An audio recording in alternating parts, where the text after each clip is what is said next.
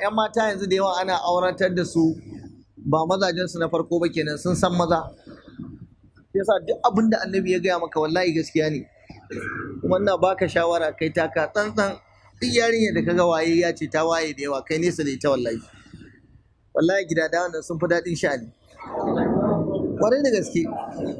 Haka ake ɗaukan su wai gidadawa ko? Bata waye ba, bata san rayuwa ba, bata san abu kaza ba, to wallahi ta fi maka sha'ani, saukin sha'ani. 'Yan mata yanzu da yawa ana auratar da su ba mazajensu na farko ba kenan, sun san maza. Yasa duk abin da annabi ya gaya maka wallahi gaskiya ne. Kuma ina baka shawara kai taka tsantsan. Duk yarinyar da kaga waye ya ce ta waye da yawa, kai nesa da ita wallahi.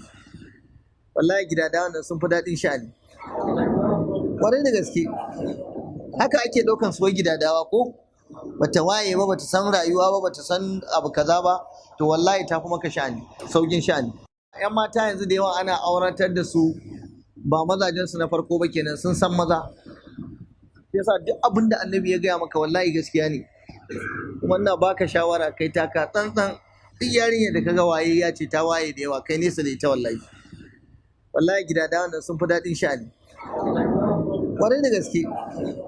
Haka ake ɗaukan su wai gidadawa ko?